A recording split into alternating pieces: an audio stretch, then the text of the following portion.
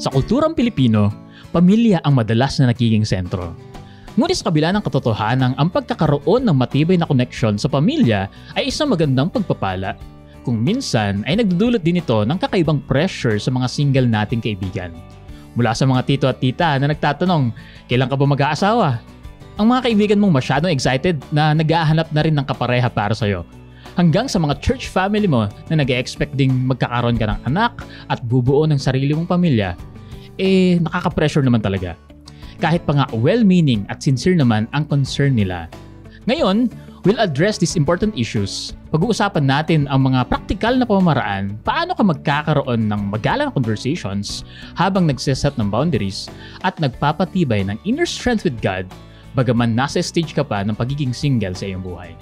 Tatalakayin din natin kung paano rin maiiwasan ang pressure na maaari mong makuha sa iyong pamilya, kaibigan at maging sa iyong church community. Samahan niyo kami habang tinutuklas natin ang mga sagot mula sa salita ng Diyos dito pa rin po sa What Do You Think? Kung saan kami nagpapaalalang, kabataan, desisyon mo'y pag-isipan upang maging tama ang iyong lalakaran.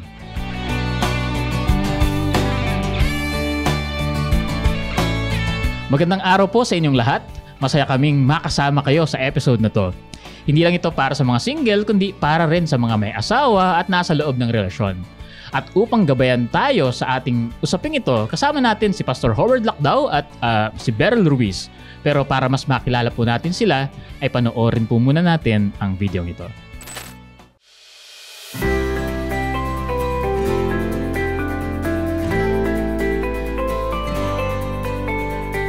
Si Pastor Howard Lacdao ay kasalukuyang Associate Pastor sa Adventist Medical Center Manila Church sa Pasay City, Metro Manila. Ako po si Howard Lacdao, pinanganak sa Mindoro pero lumaki sa Quezon City. Ako po ay graduate ng Adventist University of the Philippines at masabi ko na doon ako mas napalapit sa Panginoon sa aking mga karanasan doon. Kaya masaya po akong makapag-share ngayon ng mga aral at prinsipyo na pwede nating may apply habang tayo ay nasa panahon ng pagiging single. Ika ni Pastor Howard, siya ay isang NGSB o No Girlfriend Since Birth. Ngunit ang kanyang kalagayang iyon ang nakatulong sa kanya upang mas lalo pang mapalapit sa ating Panginoon. Ako din ay matagal na naging single, no girlfriend since birth. Kaya sa panahon na iyon ay natutunan ko ang napakaraming prinsipyo at higit sa lahat yung katotohanan na si Kristo ang kukumpleto sa akin at sa ating lahat. Si Beryl Ruiz naman ay isang sales associate sa ilalim ng Marketing and Sales Department ng Adventist Medical Center Manila. Ako po si Beryl Ruiz and ako ay pinanganak sa Luisiana, Laguna at doon na rin po ako lumaki. Ako po ay nag-aral at kumuha ng kursong Bachelor of Science in Business Administration, major in Financial Management sa Adventist University of the Philippines and ngayon po ay ako ay masayang naglilingkod bilang isang sales associate dito naman po sa Adventist Medical Center Manila. Si Beryl ay matagal ding panahon na naging single at madami siyang mga bagay na natutunan sa loob ng mga panahong iyon. Ako po ay matagal na naging single din for so many years. I would say na masaya siya, but at the same time, syempre, challenging din po siya kasi there are some pressure. Pero yung span or all throughout ng pagiging single, syempre, I get to explore. Marami po akong mga naging learnings, marami akong mga experiences na masaya or I would say, masaya kong isi-share sa inyo. Ikaw man ay single din o may mga kaibigan o kakilalang single, para sa'yo ito. So, sana po dun sa mga experiences na yon ay sama-sama po tayong matuto. At makita natin kung paano tayo tutulungan ng Panginoon at gagabayan sa panahon ng pagiging single. Kasama si Pastor Howard at si Beryl, sama-sama tayong matuto ng mga aral na makakatulong upang mas magkaroon tayo ng pag-asa, kapanatagan at pangunawa sa mga panahon ng pagiging single. Yan, so welcome po Pastor Howard at Beryl sa atin pong supplemental episode ng What Do You Think? Tinatawag natin na supplemental episode to kasi nitong mga nakaraan ng mga episode, marami na tayong tinalakay na patungkol sa panliligaw, pag-aasawa at pagpapamilya at kasama nga natin si Ma'am Jazel Diaz at si Sir Enan Diaz. Pero hindi tayo masyado nag-focus sa pagiging buhay single. Na alam natin na maraming mga kabataan na nasa ganun din na stage.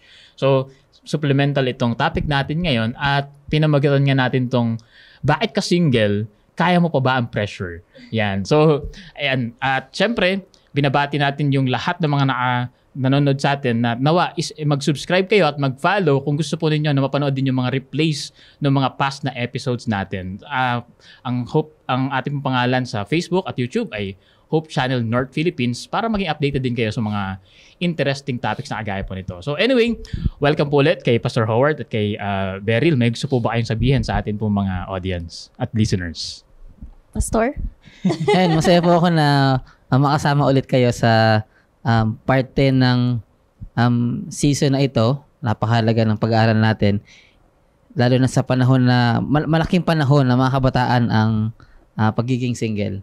Kaya hindi man natin sinasabing hindi mag-sweetheart, mag-single lang, pero kailangan nating ma-maximize yung panahon na ito. Amen. And, right. Okay, so before ang lahat, baka magtaka sila, no? Bakit ka nandito? Bakit single ka ba? Pero, yes, I am legally single for 25 years. So, ngayon, ang pressure is not only for those na talagang totally single, but also, of course, dun din sa may mga relationship. Kasi madalas, no? Kapag uuwi ka ng province, tatanungin ka, kailan ka magpapakasal? Kailan kayo magpapakasal? Magsisettle. Yes, magsisettle.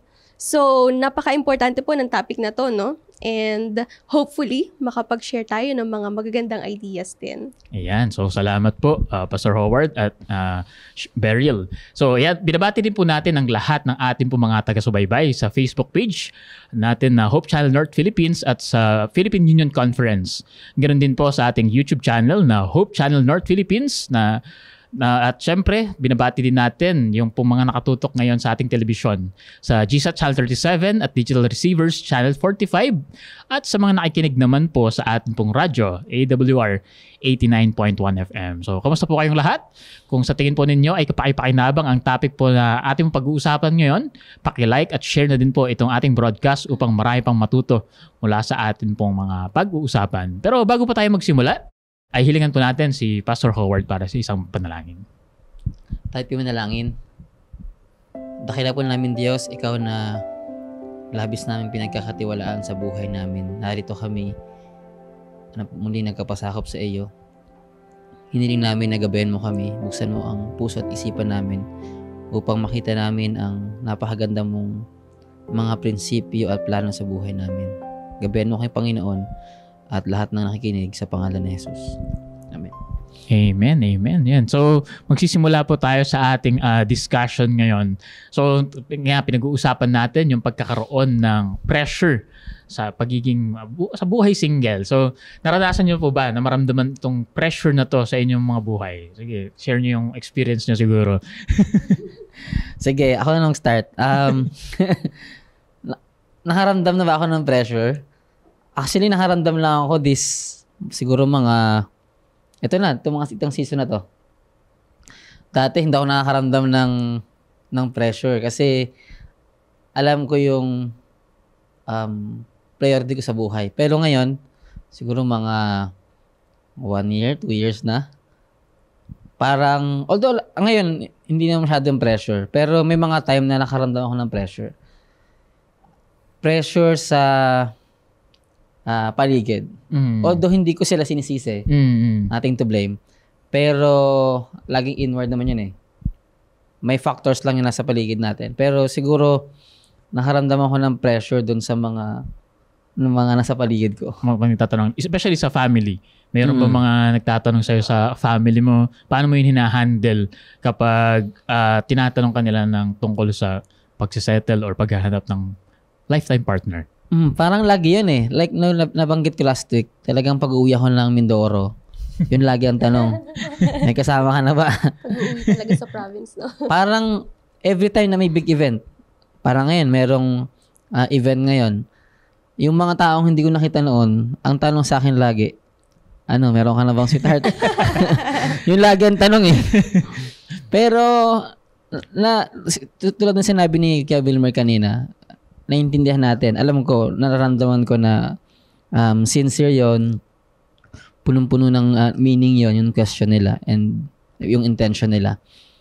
Somehow, ang dating sa akin nun, sana next time may masagot na ako. Sana next time may masagot na ako. Kaya, may time recently lang na nakaramdam talaga ako ng pressure. Ang dami ng, may mga nireto. Although again wala po akong against dun sa mga nireto, sa mga nagireto. Kasi maganda yun. Actually, very grateful ako dun kasi nakita ko na concerned din sila sa akin, na gusto nila ako matulungan with choosing a lifetime partner. Kaso lang na ang naramdaman ko, kailangan parang ang dating sa ang naramdaman ko nun, kailangan ko na mag-decide para meron naman ako masabi sa kanila. Parang yun lang yung naramdaman ko nun. And very grateful din ako kasi nung time na yun, na nakaramdaman ko ng pressure, parang gusto ko nang magtago ba. Gusto kong magsagot na lang meron na po. Pero hindi pwede eh. Parang makatakas ba. Pero meron nung morning, one day yun eh. Nag-pray ako. Sabi ko, Lord, paano ko ba tayo i-handle? Nung gabi nung nag-pray ako nun, meron ako na-meet na friend. 2 pastor. Tapos nakakwentuhan ko sila. And very timely yung mga counsel, yung discussion namin nun. Kasi, mas natutunan kong harapin yung mga ganong situation. And maging grateful din sa support na binibigay nila sa akin. So yun yung way na binigay sa akin ng Panginoon. So ibig sabihin, yung paraan mo ng pag-handle dun sa pressure na yun ay una, nanalangin ka sa Panginoon, tapos inisip mo rin na concern sila sa'yo, maging grateful ka sa halip na magkaroon ka ng resentment at pagkatapos ay yun nga, magkaroon ka ng meaningful discussion sa mga support na nasa paligid mo. How about you, Beryl? Same din kay Pastor, no? Kasi every time nga naman talaga na pag-uwi ka ng province, syempre hindi mo talaga maiiwasan na, oh, Beryl, ang ganda na ng work mo ah. Pero kailan ka mag-aasawa? Kailan ka magpapakasal? Very common yun, no? Before, nape-pressure din naman ako, kagaya nga rin nung kay Pastor na soon. Kasi alam naman natin, no, yung mga previous generations, yung ating mga lolo, yung ating mga nanay, tatay, parang 22, 23, 24, settled na sila, may family na sila. Pero parang ngayon, kung iisipin mo, back in my high school days, gusto ko rin sana yung ganun. Gusto ko rin sana yung at my early age, makapag-settle din sana ako kasi syempre gusto ko kapag nagkaroon ako ng family, lumaki yung mga anak ko, at magkaroon ako ng mga grandchildren, makakapaglaro pa ako sa kanila. So, nape-pressure din ako before, pero parang ngayon, naiisip ko, bakit kailangan ko bang ma-pressure? Parang hindi naman kailangan ma-pressure.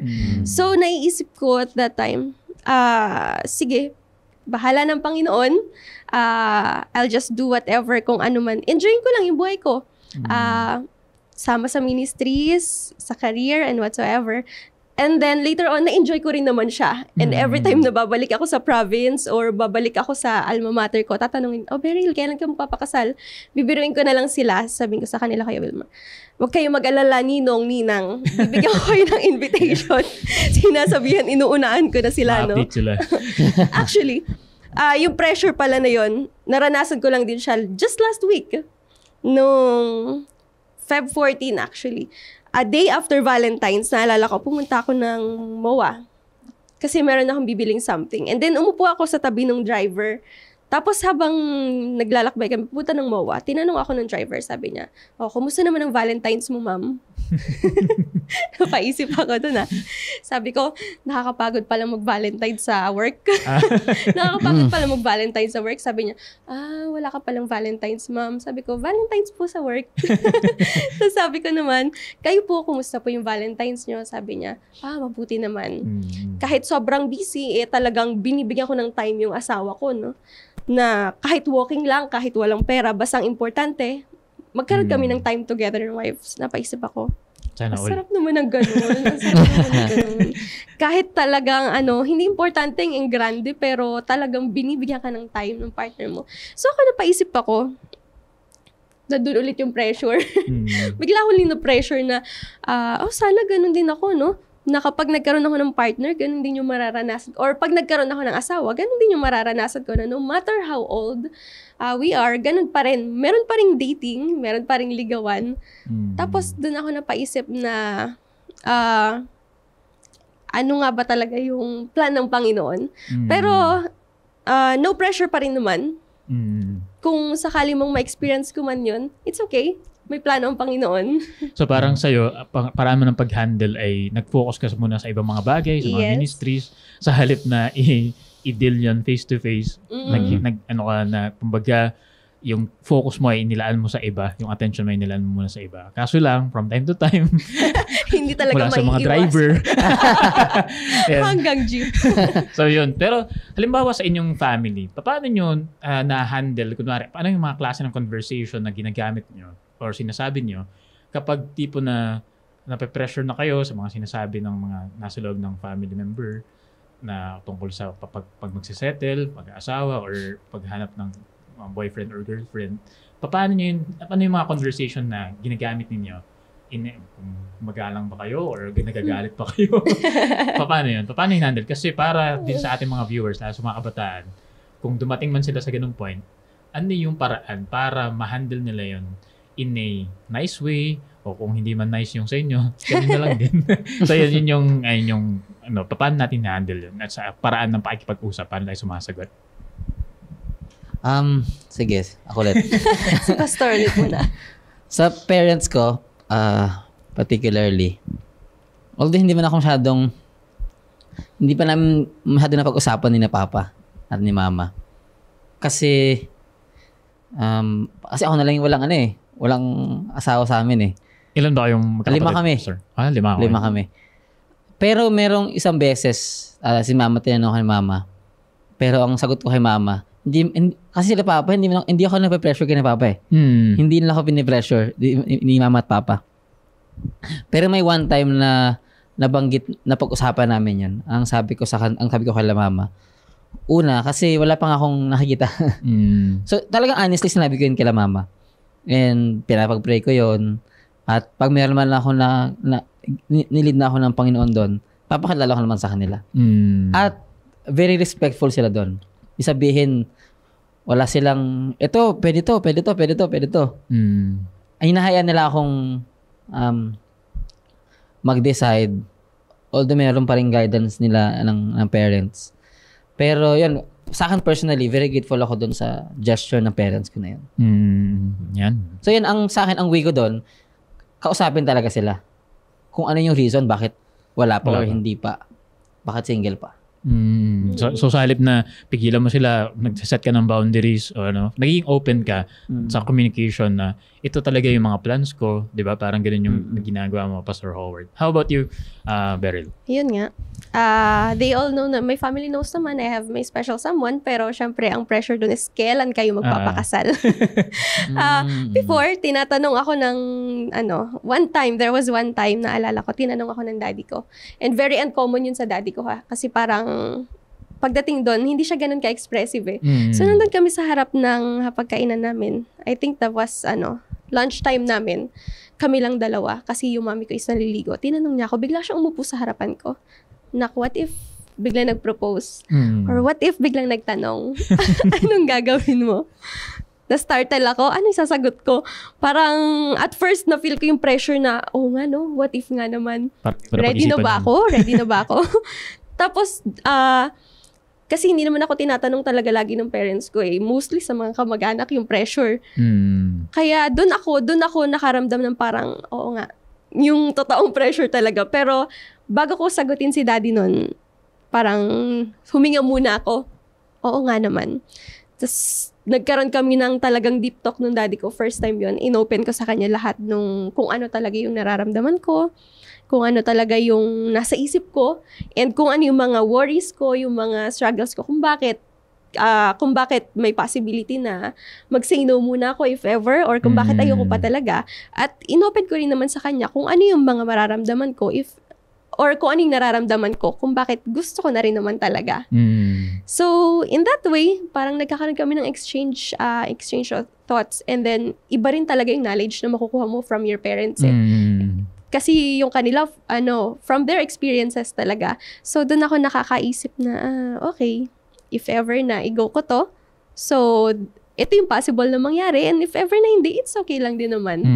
So, from then on, parang mas naging open ako na kapag may na-experience ako na ganito or may naiisip ako or parang may worries ako, ikino-consult ka sa kanila.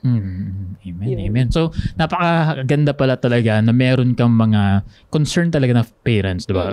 God-fearing na parents na nag-guide sa iyo pagdating sa mga ganitong klaseng usapin, di ba? Which, nire-recognize natin na hindi lahat ng mga gulang ng ating mga viewers sa mga kabataan ay ganun. Pero, makikita natin na napakahalaga talaga na maging open tayo, 'di ba? Mas lalo natin natitimbang yung mga pros and cons, 'di ba? Yung mga advantages at disadvantages kapag mas naging open tayo sa communication. Whether sabihin na natin na religious man or hindi yung parents natin, alam natin na maganda yung hangarin nila para sa kanilang mga anak. So, mas ma-effective pala, no? Nasa halip na mag-set ng boundaries, yung ganito lang. Although hindi natin sinasabi masama yun. Maganda rin pala yung part na nag-open up tayo at napag-uusapan na natitimbang yung mga bagay pagdating sa ganitong klaseng usapin, di ba? So, pero pagdating sa labas, hindi lang sa family mayroong pressure, di ba? Pagdating sa mga friends natin, sa church family natin, at maging kahit nga sa social media, di ba? Ay palaging nandun yung pressure. Kung sa loob ng tahanan, mabilis lang mag-open up o alam mo na concern talaga sa'yo kapag pinag-usapan. Pag sa friends, hindi mo alam kung nakikipagbiroan lang ba to o, o mga tito-tita, hindi mo alam kung nang-aasar lang minsan, di ba? Paano natin na-handle yon yung ganong klaseng pressure na nakikita natin sa extension ng friends, church family, at saka maging social media. Kasi pag social media, ikaw lang yung mag-handle sa sarili mo nun di ba? Minsan, ikaw yung napapaisip bago ka matulog. Totoo yan. Yan, so, ayun, ano lang yan, nanghula lang ako. Hindi ko alam natatama kayo. Pero yun yung makikita natin na paano natin hinahandle yun, lalo na sa ating mga kabataan na nakikinig na may ganun din klase ng mga sitwasyon. Gusto mo, Pastor? Ako muna. Sige, go. Yung pressure, no, sa friends naman, yung social media, sa social life mo, usually kasi, syempre, makikita mo. Lalo na pag nagkaroon ng reunion, kasi ganito, settled na, ang ganda ng buhay Meron ng sariling family, meron ng mga sariling bahay, lupa, established ng career. Mapapaisip ka rin naman kaya na ako naman, kailan naman kaya yung time ko? Pero alam mo, yung pressure, sabi nga ni Pastor, comes from within din talaga And then, kapag tatanungin ka ng mga friends mo na, ikaw, Beryl, kailan ka mag-aasawa? Kailan kayong papakasal? Usually, kapag sinasabi mong, hindi, matagal pa, yung nagiging defensive ka, lalo ka nilang pipilitin Lalo ka nilang pipilitin na, papakasal pa ba talaga kayo? Kailan ba yan? Or what? Lalo ka nilang pipilitin, lalo ka nilang kukulitin. At the same time, lalo ka mapipressure. So, pagka gano'n na lang, humingiti na lang din ako. And then, sasabihin ko na lang sa kanila na time will come. Time will come. Yun. So, sa halip na makipag-discussion pa, parang tinatapos mo na, time will come, intayin na lang natin, parang gano'n. Ikaw, Pastor Howard. Mahalaga yun. Kasi, kailangan din natin, ako personally, sa experience ko, kasi marami talagang, maraming gano'n, na mag-ask, magsasabi, magreto, and hindi naman na-realize ko, sa experience ko, hindi lahat kailangan natin sagutin. Yes. May mga tao na pwedeng ngitian lang natin. Kasi hindi naman natin alam yung intention nila. Pwede rin naman, ako usually ang sagot ko, malapit na po. Basta malapit na. Pero pag yung mga kaibigan ko na kilala ko, yung mga church members na alam kong invested din talaga, very supportive, sinasabi ko, kinakausap ko sila parang this week. After midweek, nagkaroon kami ng discussion. After midweek, baba kami sa office kasama yung mga church members. Ilang mga church members. Na-open ulit. Nakapagkwentuhan ulit kami about sa pagpili ko, yung mga inireto nila. And ako, very grateful ako nung gabing yun. Kasi, sabi ko sa kanila yung talagang plano ko, kung bakit wala pa. Na-open ko sa kanila kung ano yung season ko ngayon. Kung bakit hindi pa ako makapili. At after nung discussion na yun, nakita ko lang yung support nila. And very thankful ako sa church members. Sa church members na meron ako ngayon. So, either ngingitian natin, pwede as much as possible maging respectful tayo. Kasi hindi naman natin alam yung intention nila. Kasi baka sincere sila, tapos hindi maganda yung response natin sa kanila. Baka sa halip na maging support system natin sila, hindi pa natin sila naging support system. Kasi mahalaga yung support system, lalo tigit sa season ng buhay natin na ito. Pero speaking of support system, parang nabanggit mo kanina, meron kang mga friends na mga pastor din, tapos meron kang church members na supportive sa'yo. Sa paanong paraan kaya, halimbawa sa ating mga kabataan na iba, na hindi naman sila pastor, wala silang pastor na friends, kunwari, ay paano kaya yung effective way para makabuo ng magandang support system, lalo na dumadaan sila sa ganitong klaseng stage. Kasi marami na yung support system nila ay ang influence sa kanila ay mas lalong nagdadagdag ng pressure na naglilid para maggawa ng mga rush na mga decisions. Yes. 'Di ba? Lalo sa mga kabataan na madalas ay paano kaya magkakaroon ng discernment na pumili ng maayos na support system lalo na sa ating mga kabataan sa ngayon. Siguro isang way para makahanap tayo ng support system is siyempre meron tayong mga best friends, close friends, na mas nakakaintindi sa atin. Kasi pag meron tayong ganong klaseng kaibigan, kung meron mang pressure sa paligid natin, at lalapitan natin sila, yung close friends natin, na alam natin na maintindihan tayo, somehow makakatulong yon na maibisan yung pressure, at matulungan tayong makapag-decide ng tama. Kasi pag under pressure, ang madalas, hindi tayo nakapag-decide ng tama. Kasi mag-decide ka na lang kasi out of pressure. Isa pa, nakita ko, ay we surround ourselves with spiritual counselors, mature spiritual mentors na makakaintindi talaga sa atin. Yung plano natin, yung magtulungan tayong mag-set ng focus, ma-identify yung priorities natin. And with that, I believe kahit may pressure, kasi meron at meron talaga yun. Makaramdaman tayo nun. Pero at ang maganda rin, meron tayong support na malalapitan, na nakakaintindi sa atin. Yan, salamat, Pastor Howard. Ikaw, Beryl. Totoo, no? Actually, napaisip din ako dun sa question mo. Magandang question yun na, what if nga naman, wala kang, kagaya, unlike us, meron tayong church, meron tayong co-workers natin, no? Na talagang nandyan, full support, and talagang manghihingan naman talaga natin ng reliable advices. Pero what if wala? Ang nagiging problem kasi ngayon is, nagiging imprison tayo sa social media. So, ang nangyayari is, yung standards natin na nasiset natin sa sarili natin is yung standards na ibinibigay sa atin ng social media. Which is yun yung talagang nakaka-pressure. Kung titingnan natin, parang sobrang perfect talaga ng relationship nila, no? Na parang, pag nakamit ka ng someone, if you are trying to mingle, no? Para makapaghanap ng partner or, prospecting, let's say prospecting. Tapos may nakita kang something na negative dahil yung standard mo is nakaset dun sa sinet na standard nung social media sa'yo, ay, ayoko na agad to.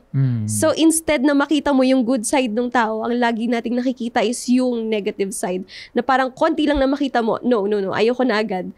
And then, wala na, naka-imprison na tayo doon. So, parang iniisip natin na hindi na yata ako makapag-asawa, wala yatang perfect fit for me. And then, wala rin tayong mahingang advices. Kasi lagi tayong nandun sa phone natin, scroll tayo ng scroll, hindi natin nanonotice na meron palang nasa paligid natin na nag-iintay or nandyan na pwede nating i-approach. Before, parang ganun din ako Kasi scroll lang din ako. Anong oras na natutulog. Tapos, hanggang sa tinanggal ko yun kasi dun ko rin talaga na-feel yung pressure. And then, nung pinili ko na, sige, mag-church ako, kung wala man ako makausap sa loob ng church, at least nasa loob ako ng church. I feel safe here. Kung wala mo mag-approach sa akin, it's okay. Ang mahalaga, nandito ako. At doon ko nakita yung sarili ko. Doon ko nakita kung saan group ako dapat. Doon ko nakita kung ano yung group na magiging active ako, magiging beneficial ako, at makakapaglingkod ako. At doon ako nakakuha ng support system. Yan. Praise God. Praise God. Thank you sa mga shinare nyo. Pero gusto ko nang dagdagan, no? Yung other end nung sinasabi mo, other extreme nun, ay yung kanina sabi mo, ay may konti kang nakitang negative, ayaw mo na agad pumasok. Pero on the other end, kapag masyado rin tayong totok sa social media at mga Korean novela or ano pa man na mga stories na nakikita natin sa Hollywood movies, minsan mabilis naman din tayo na mag-give in. May nakitang abs, oy, ito na yun. May nakitang mapink na pisngi, okay na to, ito na yun. Di ba? So parang mas lalo na bumababa yung standard natin na konting kilig, ito na. O kaya naman, mas lalo naman tumataas yung standard natin na hindi ito yung ideal na prince ko, ayoko nito.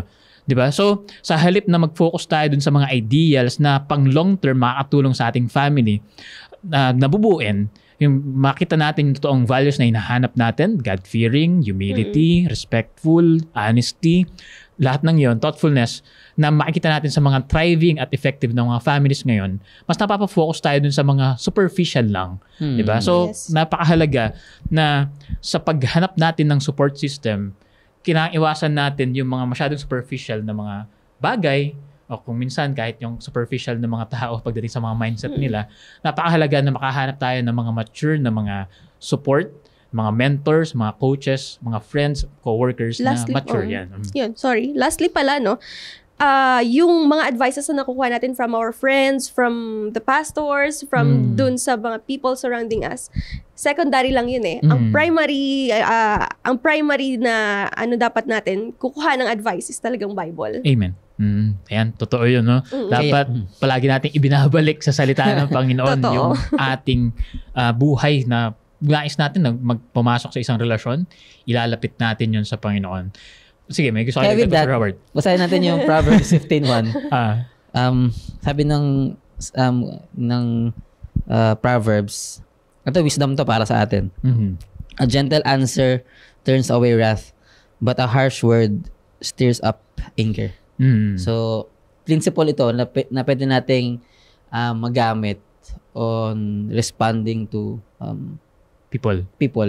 Especially kung pressure tayo. Kasi pwede namang again, ang pressure ay sarili yon. Kasi pwede namang, kasi ako noong una, hindi man ako na-pressure eh, kahit talaga ako nang talungin eh. Ngayon lang ako nakaramdam ng yun ba, John? Kaya, meron at meron yon. Pero, ito, principle ng Bible na napakahalaga nung merong respect sa pag-respond natin sa kanila. Yan, salamat, no? Napakaganda ng mga napag-usapan natin dito sa unang part pa lang ng ating discussion. Nakita natin na napakahalaga na meron tayong open communication pagdating sa ating family. Sa halip na palagi tayong mag-set ng boundaries, although mahalaga yon, pero mahalaga rin na nag-o-open up tayo para mas natitimbang natin yung mga bagay. Ganun din pagdating sa ating extended na communities, napakahalaga na maging discerning tayo sa pagpili ng ating support system. At maging sa social media kung ano yung mga sources na tinitingnan natin. Siguro mas magandang i-promote na one of the good sources ay itong programa natin para makatulong na magkaroon ng wise na decisions, lalo na itong season na to, di ba? Ay, February. Dapat bago mag-February 14, makahanap na ako. May pressure na gano'n eh. Kailangan meron na ako yung MID pag bago dumating yun.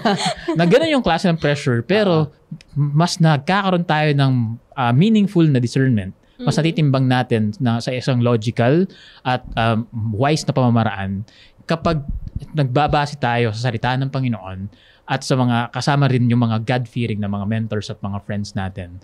So, yan, napakaganda po ng ating first part ng discussion. Kung meron po kayong mga natutunan sa unang bahagi ng ating pinag-usapan, huwag po kayong mahiya na ilagay po sa ating comment section yon pong inyong mga insights at mga comments.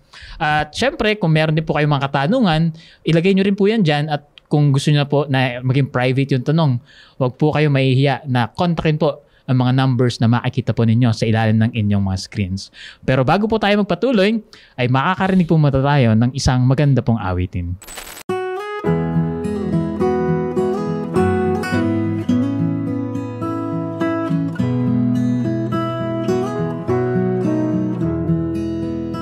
How deep the Father's love for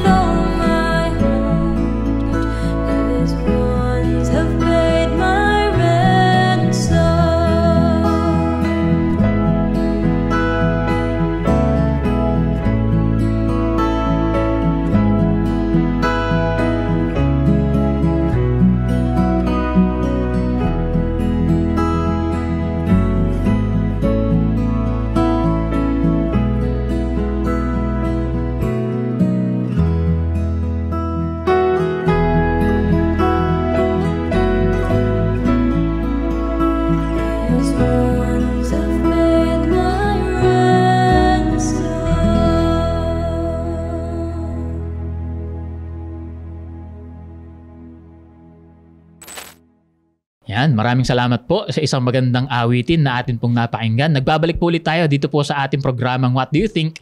Kung saan ating pinag-uusapan, bakit ka single? Kaya mo pa ba ang pressure? Kasama pa rin po natin si Pastor Howard at si Beryl.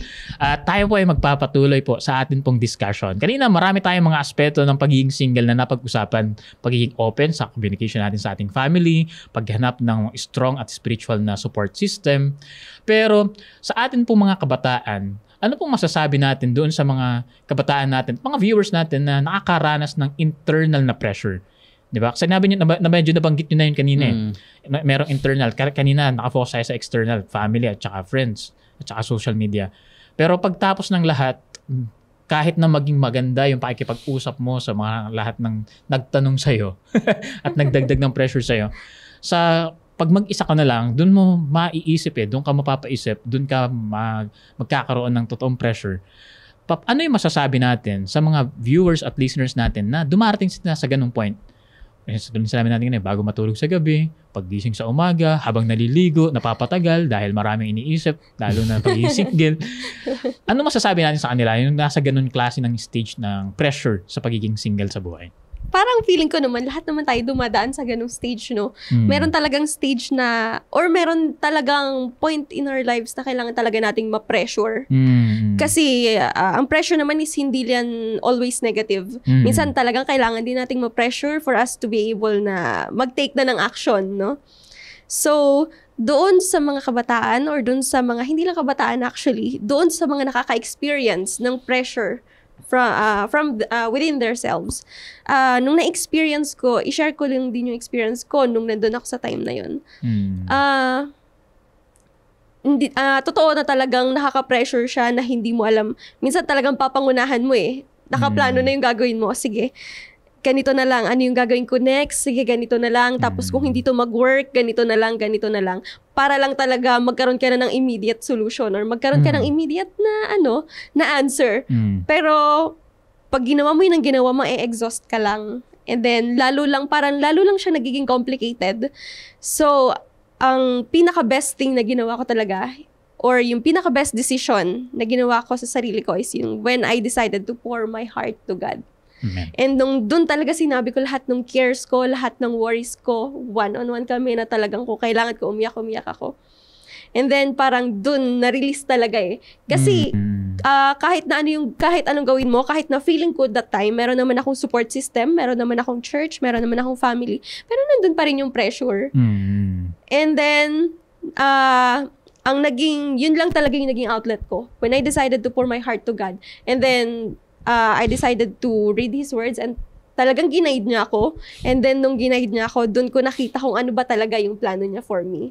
Amen, amen. So, talagang ultimately, ang magbibigay sa atin ng total relief at total release, di ba?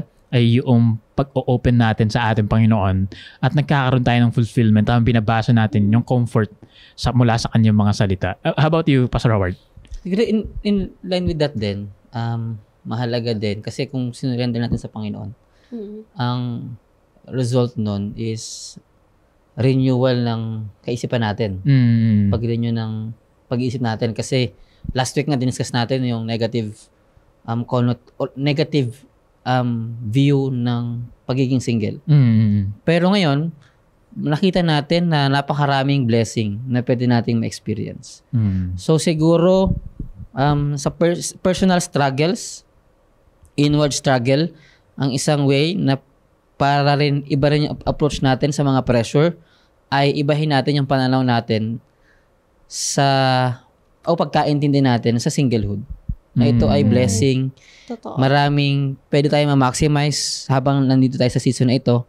And with this, kung ganito yung mindset natin, katulad nga ng sinabi, makita natin yung silver lining, yung beauty ng season na ito, I believe may enjoy natin. And masabi natin, pagbabalikan natin yun, sobrang blessing sa akin ng singlehood. Amen, amen. So maganda pala talaga na makita natin sa halip na yung mag-lead sa overthinking, na nagli-lead para bumaba yung self-worth natin at magkaroon ng depression in a sense, ay mag-open up tayo sa Panginoon at makita natin yung positive na side ng stage na to ng buhay natin.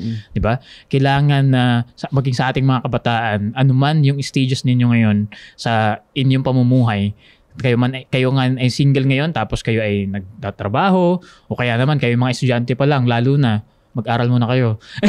Pero makikita natin na kailangan na ang binabalik-balikan natin ng pag-release ng kung ano man mga pressures na kinakaharap natin ay sa Panginoon pa rin.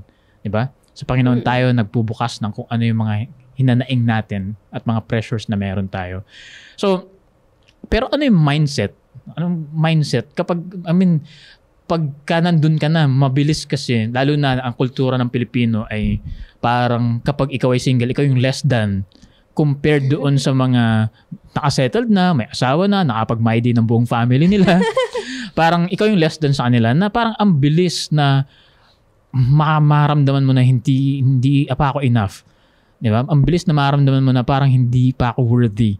Hindi ito yung gusto ko pa. Hindi ko pa nararating kung ano yung talaga magpapasaya sa akin. Ano masasabi natin sa ganung mga klase ng mga mindset? At ano yung mindset para malabanan yon pagdating sa ating mga single na mga kabataan? I think valid yon yung maramdaman nilang kasi syempre nakita natin yun. Sana ako din lang yung makakaranas ng ganun. Gusto ko ring maranasan. Ako, personally, na-excite ako. Na-excite ako kapag nakikita kong yung thriving families, couples. Na-excite ako, paano ko yung ma-experience? Ano ko yung ma-experience din? Ano ko yung feeling? Gusto mo rin yun? Gusto ko rin yun. Pero, sa ngayon, yun yung mas nagmo-motivate sa akin na hayaan talaga yung Panginoon na gabayan ako with that. Kasi kung yun ay God-centered, I believe yung season ko ngayon, God-centered pa rin. Kasi naniniwala ako na ngayon magsisimula yun. So again, babalik tayo dun sa mindset na surrendering sa Panginoon, allowing Him to guide us, to guide me, o kung ano man ang kailangan natin sa Panginoon. I mean, with our relationship sa Kanya. Amen. Peril. Maganda yung sinabi ni Pastor, no? Pero, ang sa akin naman is yung paano ba hinahandle yung mga ganun. Isa sa naging sagot sa akin ng Panginoon is can be found in 1 Corinthians chapter 7, verse 17. It says there, yung pinakang buod niya, no, summary niya is, focus on fulfilling your calling. So, ayun, alam ko sa sarili ko na hinuhone pa ako ng Panginoon para makarating ako doon sa kung ano yung plano niya na talaga sa akin. And we don't have to be to feel pressure, no? Kasi for as long as hindi pa binibigyan ng Panginoon yan for you, alam ng Panginoon. At saka isa pa, no? Being alone doesn't mean you're lonely. Hindi porket alone tayo is lonely tayo. Maraming bagay na pwede nating i-enjoy in that way. Yung mga bagay na in-enjoy natin na yon is marami pa tayong matututunan, at yung mga matututunan natin na yon ay pwede nating gawing preparation kung doon sa plano ng Panginoon sa atin. Yan. Bumabalik ka dun, Ma'am Beryl, no? Dun sa nagfo-focus ka doon sa mga ministries, di ba? Kung paano ka makapaglingkod para hindi dumating sa point na maisip mo na hindi ako ganun ka-worthy or hindi ako ganun ka-enough. Makikita natin, no? Napag-usapan natin yung last week, di ba? Last year. Sorry. Na Pastor Howard, na kailangan makita natin na buo na tayo kay Kristo pa lang. Di ba? Hindi tayo naghahanap ng something na makakapag-feel doon sa kakulangan natin ng happiness. Kundi kay Kristo pa lang, nasumpungan natin yung happiness at kung ano ang ibigay niya along the way pagdating sa pagkakaroon ng helpmeet sa buhay, ay buo na yung, i-share na lang natin yung happiness na nabuo na sa atin. Hindi yung naghahanap tayo ng mag-fulfill doon sa loneliness na meron tayo, di ba? Yes. May gusto kong idagdag si Pastor Robert kanina. Kasi naisip ko yung love ng Panginoon, other-centered talaga yun eh. Hindi ko ano yung happiness na makukuha ko sa Kanya, kundi ano yung happiness na i-share ko sa Kanya. Kaya nung nakita ko yung love na ganun, parang ako na-excite. Ano ko yung pakiramdam no na meron akong isang tao. Mm. Although, pwede ko lang na-experience ngayon. Pero especially with that someone na i-share ko yung happiness na yon na meron ako sa Panginoon. Very fulfilling. And ako personally, yun yung nilook forward ko. And I believe may mga struggles, may mga battles with kasama nung relationship na yun. In-acknowledge ko yun. Pero yung grace ng Panginoon, yung joy with that, yung blessing na meron doon, yun yung nilook forward ko eh. And isa pa, siguro yung verse na pwede nating makita doon sa worth na yon, sa Psalms 139:14, I praise you because I am fearfully and wonderfully made. Your works are wonderful. I know that full well. Amen. Wow. Amen. We are fearfully and wonderfully made. Yun. So doon pa lang makikita natin na sa ating individuality, kahit wala pang iba, meron tayong source ng worth at happiness dahil kay Kristo at sa ating Panginoon na siyang lumalang sa atin, di ba? So napakaganda sa ating pong mga kabataan, kung meron po kayong mga natutunan dito sa atin pong napag-usapan, maalala natin na yung worth natin ay makukuha at makikita at mararanasan natin sa ating pakikipagrelasyon sa ating Panginoon, na i-share na lang natin kung makita man natin yung ating special someone in the future. So ngayon, time na to, ay alamin naman natin kung ano po yung mga thoughts ng atin pong mga kabataan. Kaya nga, kabataan, what do you think?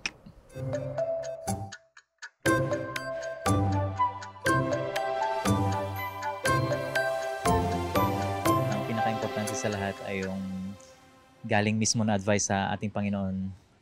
For 6 years, nasa mission field ako. Walang pumilit sa akin o nag-force sa akin na magkaroon ng girlfriend, kahit ng family ko, ay hindi nila ako pinilit. Lalo na nung makita nila na naging effective ako sa gawain natin sa kabundukan. Ito ay naging dahilan para hindi ko hanapin ang aking magiging partner sa buhay, sapagkat naramdaman ko na effective ako kahit single ako. Dumating ang time na kinailangan ko ng helpmeet, na partner talaga, like wife. At dumating yun hindi dahil pinersa ko ang sarili, kundi ipinakita sa akin ng Panginoon na kailangan ko ng kapartner sa gawaing ito. No? At kung babasahin natin ang Bible at Spirit of Prophecy, kinakailangan natin as a youth, lalong-lalo na single pa ako, na ibuhos natin yung ating lakas at isurrender natin ang ating buhay sa Panginoon. Huwag nating isipin na maging effective tayo kapag may partner na tayo. Ano po? Isipin natin na kapag sinorender natin ang buhay na ito, ipagamit natin ang buhay na ito sa Panginoon, ay malalaman na lang natin yan at maramdaman natin na kailangan natin ng helpmeet. Ano? Sabi ni Mrs. White, ang youth ay kailangang i-advance ang kanyang work everyday. Ano po? At bilang youth ay napakahalaga na ang isipin natin ay hindi yung magiging partner natin. Ang isipin natin ay kung paano natin maging partner ang Panginoon sa kanyang gawain, sapagkat kailangan ang bawat isa natin ay natasan para i-advance ang work ng Panginoon day by day. For me po, it is important na meron po tayong patience and i-trust po natin kay God. Kumbaga, gawin nating author si God sa ating life. Kasi with God, parang there's a right time and right place and right time for everything. So, importante talaga na mag-trust tayo sa Kanya kasi makapaghintay naman yung love eh. I mean, the right person. So, ang gawin mo na lang is mag-focus ka sa mga bagay na kailangan mo i-focus. For example, if you're a student, you should, mag-focus din tayo sa pagiging estudyante natin. So, mag-focus tayo sa pag-aaral at sa ating loved ones kasi sila naman yung nandyan. Kailangan din nating makipagrelasyon, to have a relationship with God kasi He will guide us sa every path na natin, madadaanan natin. Yan, salamat po sa ating po mga kabataan na nagpa-interview at nagsabi ng kanilang insights about what do they think sa ating topic po ngayon. So, Pastor Howard, Beryl, sinong sumauna? Ano yung gusto nyong sabihin sa mga nagpa-interview nating mga kabataan? Ako naman, Pastor. Isa lang talagang tumatak sa isip ko dyan surrender everything to God. Amen. Sa akin, ang ganda nung sinabi ni Sir kanina na effective ako kahit single ako. So, effectivity mo ay hindi nakadepende sa ibang tao. Sabi niya, yun ay sa pag-surrender sa Panginoon. Yan, salamat po. No? Tama nga, na totoong kinakailangan nating iuna na isurrender yung ating mga buhay sa ating Panginoon. Kinakailangan ipagtiwala natin itong ating stage ng pagiging single sa halip na magmadali tayo, ma-pressure tayo at gumawa ng mga rush na mga decision. So, maraming salamat po Pastor Howard at sa iyo rin, Beryl, sa pagsama sa atin. No? Tunay na makabuluhan na at praktikal ang atin pong napag-usapan ngayon. Sa ating mga viewers, sana po ay nakapagbigay ang programang ito sa inyo ng mga makakatulong na tools at bagong pag-asa. Tandaan, hindi kayo nag-iisa sa paglalakbay na ito. Ang pressure na sumunod ay inaasahan ng lipunan tungkol sa pag-aasawa ay maaaring nakapagpalakas, ngunit mayroon kayong kapangyarihan na tukuyin ang inyong sariling landas. So, bago po tayo magpatuloy or magtapos, ay hilingan po natin si Beryl na manalangin para sa atin. Amang banal, Diyos na makapangyarihan ka po sa lahat. Maraming salamat po sa pagkakataong ito na kami po ay nakapag-kwentuhan at nakapag-share ng aming mga experiences about singleness, Panginoon. Hinihiling po namin na patuloy niyo po kaming gabayan at i-bless niyo po kami ng mga tao na makakapag-guide din po sa amin, Panginoon, towards kung ano po yung plan ninyo sa amin, na tulungan kami na i-surrender ang lahat sa inyo, Panginoon. At ito lamang po among samot na langin, patawarin kami sa aming mga nagawang pagkakasala kulang sa pangalan ni Jesus. Amen. Amen. Yan, salamat po sa inyo pong pagsama sa bawat isa sa atin, na sa ating pong naging talakayan. At dito po, nagtatapos ang ating pong pag-uusap sa episode na ito. Pero hindi pa po ito ang last, okay? Tayo po ay magpapatuloy sa ating mga pag-uusapan. So, nawa ay magkita-kita po ulit tayo next week. Same time, same channel. Ito pa rin po ang What Do You Think? Kung saan kami nagpapaalalang kabataan, desisyon mo'y pag-isipan upang maging tama ang iyong lalakaran.